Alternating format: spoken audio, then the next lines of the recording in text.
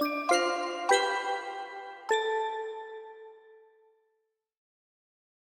hello students, this is Parag Desle and you are watching Bodhnidhi. I welcome you all in this lecture series on engineering mechanics. In the today's lecture we are going to see what are the types of beams. Types of beams क्या होते हैं उसके बारे में देखेंगे. तो उसमें major दो कैटेगरीज होती है. पहला होता है स्टैटिकली डिटर्मिनेट बीम्स एंड दूसरा होता है स्टैटिकली इनडिटर्मिनेट बीम्स. इसका क्या मतलब है मैं दो बाद में समझाऊंगा. पहले हम समझते हैं कि स्टैटिकली डिटर्मिनेट बीम्स के जो चार टाइप्स है. पहला सिंपली सपोर्टेड बीम समझाता हूँ. इनको कंप्लीट करने के बाद में इसका डिफरेंस भी समझाऊंगा. ठीक है. So let us start with the simply supported beam. अब इसका नाम ही आपको बता रहा है सिंपली सपोर्टेड बीम. बीम अगर है तो उसको दोनों साइड से इधर इस साइड से और इस साइड से सिंपली सपोर्ट करके देना है. सही है. सो उसमें देखो आप मोस्टली क्या रहेगा, एक साइड पे पिन सपोर्ट रहेगा ही. हर बार सिंपली सपोर्टेड बीम जब भी रहेगा तो एक साइड पे पिन सपोर्ट कंपलसरी है. देख रहे हो आप इस बीम ए बी को, तो यहाँ पे आपको क्या दिख रहा है, पिन सपोर्ट है. एक साइड पे पिन सपोर्ट और दूसरी साइड पे रोलर सपोर्ट या रॉकर सपोर्ट लाइक दिस अगर रहेगा तो वो सिंपली सपोर्ट हो जाता है and that is called as simply supported beam. So one end of the beam is pin support and other end of the beam is like roller support और rocker support. So that is called as simply supported beam. अब इसका क्या meaning है, इसका क्या use है हमें. वैसे हम एग्जाम्पल जब सॉल्व करते हैं तो कौन से टाइप का बीम है इससे हमें कोई लेना देना होता नहीं है. तो एग्जाम पॉइंट ऑफ व्यू से अगर बात करूंगा तो इन टाइप्स ऑफ बीम्स का आपको ज़्यादा बर्डन लेना नहीं है. सही है. लेकिन आपको अगर आप सिविल में करियर कर रहे हो तो आपको पता होना चाहिए सिविल मैकेनिकल में तो सिंपली सपोर्टेड क्या होता है या दूसरे टाइप्स क्या होते हैं. तो उसमें जब एनालाइज करेंगे हम तो आपको दिखेगा कि यहाँ पे तीन ही अननोन आएंगे. रिएक्शंस जो है वो तीन रिएक्शंस अननोन आएंगी. जैसे यहाँ पे RAX आएगा, RAY आएगा और यहाँ पे RBY आएगा क्योंकि यहाँ पे रोलर है. वैसे इधर देखो, इधर भी RAY आएगा सिर्फ रॉकर होने की वजह से और इधर RBX और RBY आएगा. तो तीन ही अननोन होते हैं. There are three unknown reactions only and we have three equilibrium conditions. So three equations, three unknowns, we can solve this, right? And that is why it is called as statically determinate beam. ये जो category हमने किया है statically determinate beams, तो इनमें क्या रहेंगे, सिर्फ मैक्सिमम थ्री अननोन रिएक्शंस रहेंगी और हमारे पास तीन इक्विलिब्रियम कंडीशंस होने की वजह से हम उन तीन कंडीशंस को यूज करके तीनों अननोन्स को फाइंड कर सकते हैं. मतलब सारे रिएक्शंस हम इधर फाइंड कर सकते हैं, इसलिए उनको बोला जाता है स्टैटिकली डिटर्मिनेट. हम उसको डिटरमाइन कर सकते हैं कि कितनी रिएक्शंस है और उनकी वैल्यू भी फाइंड कर सकते हैं, इसलिए इनको बोला जाता है statically determinate beam.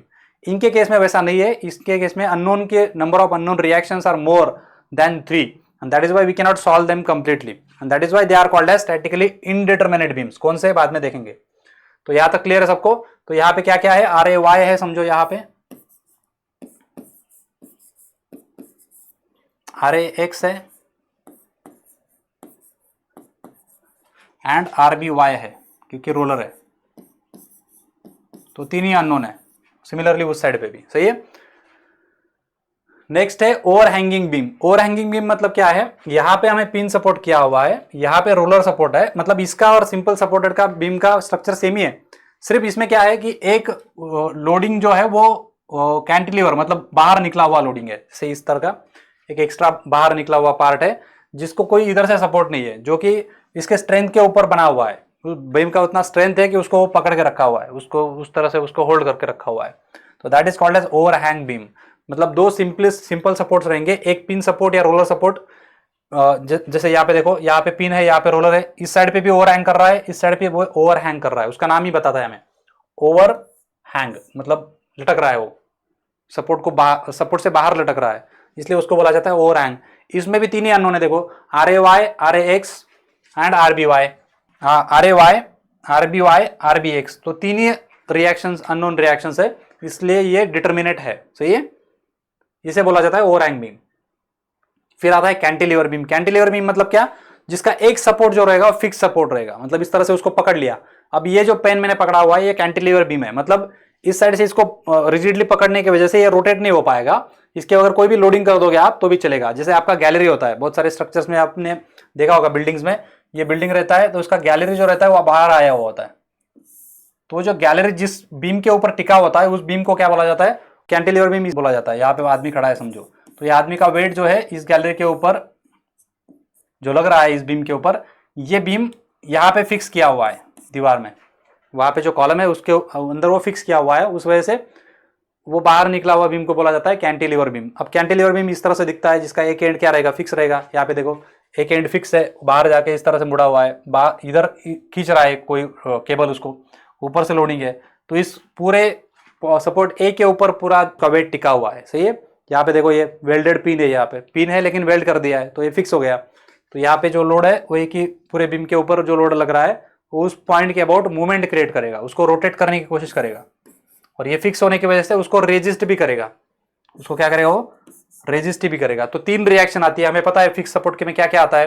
Fix support में हमें वो एक्स डायरेक्शन में भी नहीं जाएगा तो आर एक्स रिएक्शन आएगा, वाई डायरेक्शन में नीचे नहीं जाएगा तो आर वाई भी आएगा। और इन लोडिंग की वजह से जो हम उसको अप्लाई कर रहे हैं, एक्सटर्नल मूवमेंट अप्लाई कर रहे हैं क्लॉकवाइज, तो उसको वो रेजिस्ट भी करेगा विद द मूवमेंट रिएक्शन। तो 1, 2 और 3 अननोन हो गए, लेकिन हमारे पास इक्वेशन कितने हैं, 3 इक्वेशन है, क्योंकि कंडीशंस ऑफ इक्विलिब्रियम हमारे पास 3 है। 3 इक्वेशंस, 3 अननोन, हम इसको सॉल्व कर सकते हैं। That is why this is also a statically determinate beam. समझ गए सब लोग। तो इसमें फिक्स सपोर्ट होता है कैंटिलीवर में। फिर आता है कंपाउंड बीम। अब कंपाउंड बीम क्या होता है, जिस केस में दो बीम्स को जोड़ा जाता है। जैसे यहाँ पे देखो, यहाँ पे ए बी, ये पॉइंट बी इधर है ना, ये बी है, इधर दिखा है, तो ए बी एक बीम है और सी डी दूसरा बीम है। दोनों बीम को रोलर से ज्वाइन किया हुआ है। मतलब क्या किया, इधर पिन जॉइंट है, इधर इसके ऊपर टिका हुआ है, तो ये क्या हो गया, सिंपली सपोर्टेड हो गया। नीचे देखो, इधर पिन है, इधर रोलर है, तो ये भी सिंपली सपोर्टेड हो गया। तो दोनों सिंपली सपोर्टेड है, तो दोनों स्टैटिकली डिटरमिनेट है। सही है। तो दोनों को मिला के जो कंपाउंड बन रहा है वो भी स्टैटिकली डिटरमिनेट ही रहेगा, क्योंकि हम इंडिविजुअल एनालिसिस करेंगे। पहले हम ए बी को एनालाइज करेंगे, बाद में सी डी को एनालाइज करेंगे। तो कंपाउंड बीम जब हम एनालाइज करते हैं तो उनको हम इंडिविजुअल एनालाइज करते हैं। जैसे ए बी बीम रहेगा तो उसका पहले एफबीडी बनाएंगे हम। तो ए बी बीम का एफबीडी क्या बनेगा, कंपाउंड बीम का एफबीडी जब बनाएंगे तो हम इंडिविजुअल एफबीडी बनाते हैं। जैसे ए बी का बनाएंगे पहले, तो ए बी में आर ए वाई भी आएगा, आर ए एक्स भी आएगा। फिर इसके ऊपर जो ये यूडीएल लगा हुआ है उसका एक पॉइंट लोड में कन्वर्ट करेंगे, कुछ वैल्यू आएगा। और आरसी पे समझो बी पॉइंट पे ऊपर की डायरेक्शन में आर बी वाई लगेगा। तो ये क्या है, ये सपोर्ट किया है सीडी बीम ने ए बी बीम को। सही है। तो ये रिएक्शन है। तो जितना रिएक्शन ये करेगा इतना उतना ही इक्वल एंड अपोजिट एक्शन वो इसके ऊपर करेगा। तो जब हम सीडी बीम का एफबीडी निकालेंगे, सीडी बीम का एफबीडी जब हम निकालेंगे तो सीडी बीम का एफबीडी अलग निकलेगा, और वो जब निकालेंगे हम तब क्या रहेगा, देखो सी पे क्या है, आर सी वाई आएगा क्योंकि एक ही रोलर सपोर्ट है। और डी पे क्या आएगा, आर डी वाई भी आएगा और आर डी एक्स भी आएगा। हो गया। और अब पॉइंट बी के ऊपर ये इसके ऊपर जो रिएक्शन कर रहा है उतना इक्वल एंड अपोजिट ये इसके ऊपर एक्शन करेगा। तो ये आर बी वाई का मैग्नीट्यूड उतना ही रहेगा लेकिन डायरेक्शन अपोजिट रहेगा। तो जब हम इसको देख रहे हैं तो 1, 2 और 3 अननोन है, तो स्टैटिकली डिटरमिनेट है। जब हम इसको देख रहे हैं तो 1, 2 और 3 अननोन है, और ये जो अननोन है चौथा वो इधर से मिल चुका है, इसका वैल्यू इधर से निकाल लेंगे तो इधर डाल देंगे, तो इधर वैल्यू नोन हो चुका है। तो कितना बचा, 1, 2 और 3, तो इधर भी 3 ही अननोन है, तो ये भी स्टैटिकली डिटरमिनेट ही रहेगा। तो ये भी स्टैटिकली डिटरमिनेट है, ये भी स्टैटिकली डिटरमिनेट है इंडिविजुअली। इस वजह से ये टोटल कंपाउंड बीम जो रहेगा वो स्टैटिकली डिटरमिनेट में कंसिडर किया जाएगा। जैसे यहाँ पे भी देखो, ये एग्जांपल में क्या हो रहा है, ए बी सी ये एक बीम हो गया और डी सी ये दूसरा बीम है, दोनों को पिन जॉइंट पे ज्वाइन किया है। तो जब हम एफबीडी ड्रॉ करेंगे, किसका, एबीडी का ड्रॉ करेंगे, तो उसके ऊपर हमने R D Y pin joint है तो आर डी वाई और आर डी एक्स दोनों लेने पड़ेंगे। तो हमने उनको अगर इस तरह से एज्यूम किया, कहाँ पे, पॉइंट डी के ऊपर, किसकी एफबीडी बोल रहा हूं मैं, एबीडी की एफबीडी। तो उस केस में इस तरह से आएगा। जब मैं डीसी की एफबीडी निकालूंगा तो ये आर डी एक्स हमने इधर एज्यूम किया था तो उसको उल्टा एज्यूम करना पड़ेगा, तो ये आर डी एक्स उल्टा हो जाएगा इधर। ये हमने ऊपर एज्यूम किया था तो ये आर डी वाई इधर उल्टा करना पड़ेगा, वैल्यू उतनी ही लेंगे। इन दोनों का कनेक्शन एक दूसरे के साथ इस तरह से होता है। सिमिलरली यहाँ पे देखो, अभी 3 बीम है total, A B C C D and D B, तो 3 बीम मिलके टोटल बन रहा है। तो यहाँ पे जब ड्रॉ करेंगे तो इसका जो रिएक्शन आएंगे इसके लिए उसको अपोजिट लेंगे, इसके जो रिएक्शन आएंगे इसके लिए उसके अपोजिट करेंगे। तो इस तरह का कंपाउंड बीम जब हम एनालाइज करेंगे एक्चुअली, तब मैं बताऊंगा इसको। ठीक है। एग्जाम अगर नहीं समझा है तो टेंशन मत लो। कंपाउंड बीम इतना ही याद रखो कि 2 बीम्स को ज्वाइन किया जाता है और उनको इंडिविजुअली एनालाइज करना पड़ता है। एफबीडी कैसे ड्रॉ करना है, इसको कैसे एनालाइज करना है, ये उल्टा कैसे करना है, ये जब मैं एग्जांपल सिखाऊंगा तब बताऊंगा। ठीक है। अब आता है कंटिन्यूअस बीम। अब ये जो है, यहां तक हमने जो 4 देखे, ये पहले 4 हमने देखे, तो इनमें क्या है, तीन अननोन है हमारे पास, तीन इक्वेशंस है, तो ये स्टैटिकली डिटरमिनेट है, हम उसको सॉल्व कर सकते हैं। लेकिन इसके बाद जो देख रहा हूं मैं अभी, continuous beam and fixed beam, इनमें क्या प्रॉब्लम है देखो, इनमें उसको जरूरत से ज्यादा सपोर्ट दे दिया है। देखो यहाँ पे कंटिन्यूअस बीम में क्या हो रहा है, इधर फिक्स सपोर्ट, इधर क्या है पिन सपोर्ट है, इधर रोलर सपोर्ट है, और इधर फिर से एक रोलर सपोर्ट दे दिया। तो ये और ये यहाँ पे एबीसी कंटिन्यूअस है, तो यहाँ पे दो हिस्सों में बटा हुआ नहीं है, ए बी अलग और बीसी अलग, ऐसा नहीं है, ये कंटिन्यूअस है। तो अब मैं जब इसका एफबीडी निकालूंगा तो इसमें देखो अननोन नंबर ऑफ अननोन ज्यादा हो जाएंगे, 3 से ज्यादा हो जाएंगे। Observe this carefully. इसका जब मैं एफबीडी निकालूंगा तो इसमें क्या क्या आएगा देखो, ये इसका आर ए वाई आएगा, आर ए एक्स आएगा, 2 अननोन हो गए। अब पॉइंट बी के ऊपर इसका आर बी वाई आएगा, वेट जो कुछ रहेगा वो आएगा, वो तो नोन है समझो, वो दिया रहेगा, लेकिन आर बी वाई अननोन है, 3 अननोन तो इधर ही हो गए। और आर सी वाई देखो, आर सी वाई भी अननोन है, इधर ऊपर से 40 न्यूटन है, 400 newton. So how many unknowns are there, 1 2 3 4। तो कितने रिएक्शन अननोन है, 4 unknown reactions are there. So that is why there are 4 unknowns.